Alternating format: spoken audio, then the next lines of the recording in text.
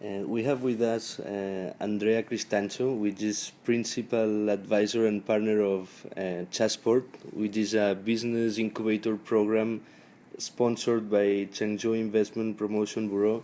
We wanted to make a few questions about how is it being an entrepreneur in China. And the first question we wanted to ask is, for how long have you been in Shanghai, to know a little bit your background? I have been in Shanghai. Well, thank you very much, first of all, for the interview.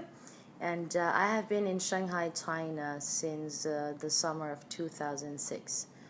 I landed here with an idea to explore China, and soon after I realized there were many opportunities for me to explore, enjoy, and do business. And it's been 7 years plus since then. Very nice. Okay, so could you tell us a bit about your experience and CV here in China? All right. I hold a degree in international affairs from Venezuela, where I'm originally from. Okay. And I came to China with a scholarship from the Chinese government to do my master's degree in international commerce. Okay. And that was my original experience or original excuse to come into China. Nice. And when I soon graduated my master's degree, I started my first business, which was a retail woofie nice. in the food and beverage.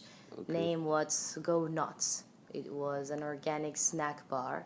We established this in Jin'an district in Shanghai, and this was honestly how I learned to do business, because we started from ground and from creating an idea to a logo to a supply chain to a retail operation, and then having to deal with all the back office and government. Amazing.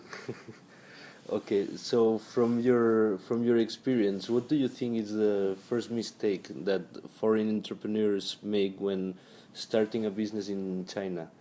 Yes, these days with Chassport, I get to see many entrepreneurs. But for the last 5 years in China, I have been a business advisor for foreign direct investment into China.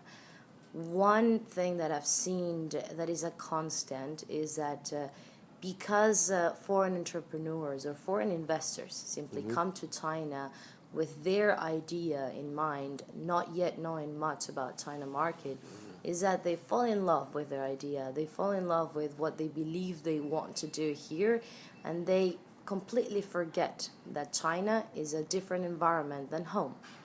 So I would say that the first mistake that I see is that there is no proper initial planning specifically for China. Very nice. Okay, and why do you think that it's better to start a business in China than in any other country, if you do think so?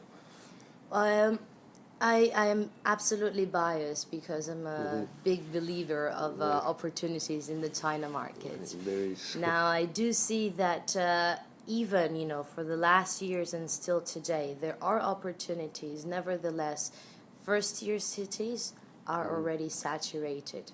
So when I see businesses coming into China, let's say to Shanghai, Beijing, Guangzhou, is much harder than stepping into second-tier cities.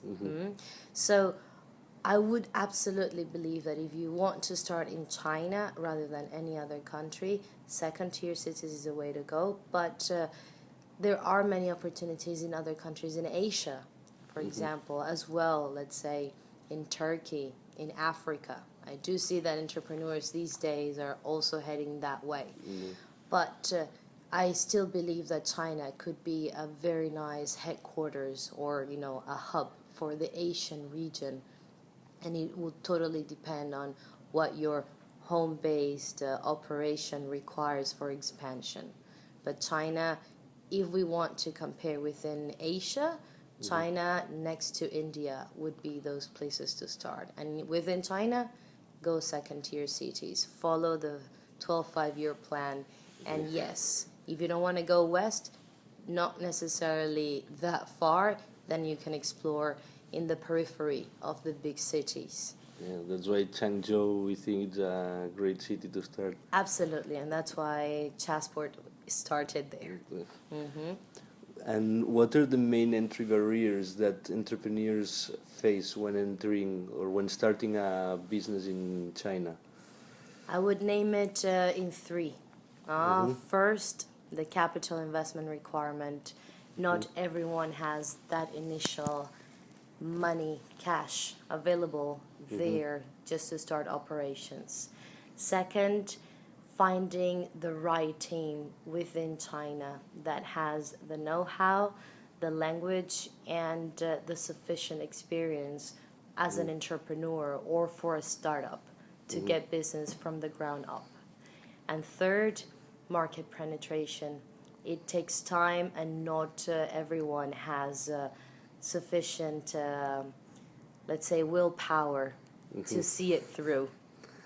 Okay, yeah, definitely. What are the greatest risks that an entrepreneur face also when defining a market entry strategy or when entering to China, and how do you think that they could possibly overcome them?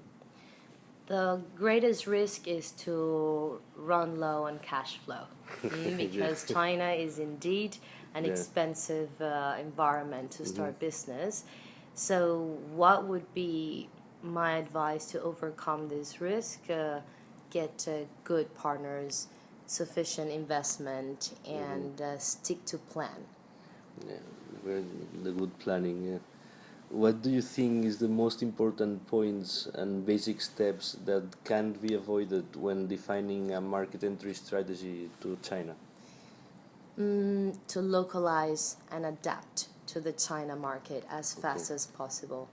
And localization meaning if it's a product or a service, then make sure that what you're delivering is for the Chinese users.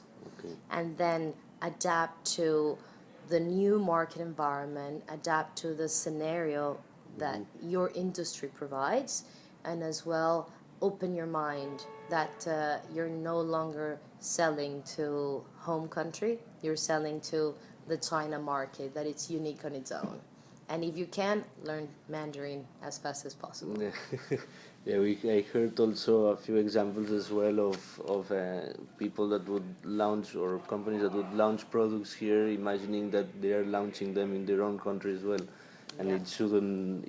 It doesn't necessarily works the same for both cultures. And not only that, when we talk about China, it's really hard to define if we want to do a marketing strategy, China as a whole. Best is to localize on region, city, and even better, the district where you are starting.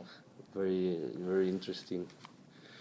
Okay, so the last question that I want to ask is, what advice could you give to those entrepreneurs who want to start a business in China?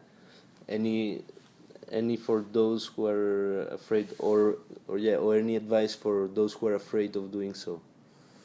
Whatever you're doing, build trust and deliver value, because this market absolutely knows what is good and they want the best out of it. And build trust because in Guangxi, in long-term relationships, you will see the benefit and the return of your investment. Aside from that, don't wait too long. If you have a good idea and you have the proper planning, go for it. Go for it. Adjust as you are running your business, because this is a very fast-paced market. If you wait too long on it, basically market will change or someone else will do it for you. Thank you very much for the time, Andrea, and it was a pleasure to hear about your expertise, and I hope people appreciate it and can follow the advice that you are giving. Thank you. Thank you.